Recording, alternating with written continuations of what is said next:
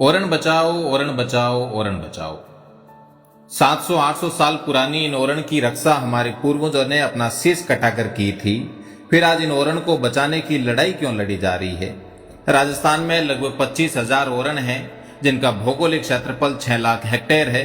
केवल मारवाड़ की बात करें तो 9,053 गांवों में 3,017 ओरण हैं, जिसमें से केवल जैसलमेर में 100 ओरण हैं।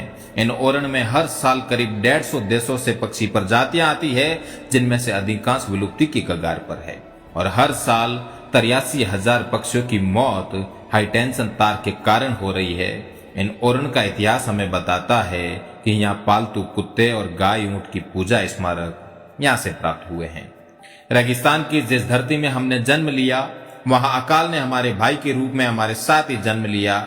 ओरण अभावों से भरे हमारे जीवन में 2 साल 3 साल तक पड़ने वाले लंबे अकालों से जूझने का एकमात्र सहारा है। ओरण दूर दूर तक फैली केवल वन संपदा नहीं, बल्कि प्रकृति का वो उपहार है जिसमें रेतीला समाज सांस लेता है।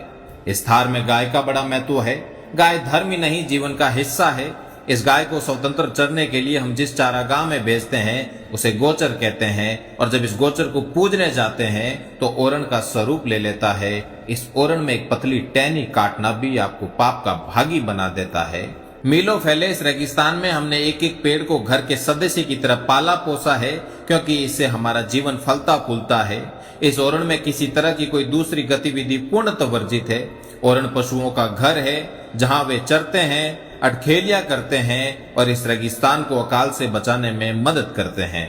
ओरण में बड़े जलाशय हैं जो थार को पानी पिलाते हैं। रेगिस्तान में पानी की एक बूंद का घी से भी अधिक महत्व है। यहाँ के लोग कहते हैं कि घी ढूलिया कहीं नहीं वे, पर पानी ढूलिया मारो जीव बढ़े। आज हमारी यही विरासत बाहरी कंपनियों के कारण खत्म होने जा रही है। अगर ओरण नहीं होंगे तो पशु कहाँ चरेंगे? ओरण नहीं होंगी तो विदेशों से आने वाले पक्षी कहाँ विचरण करेंगे?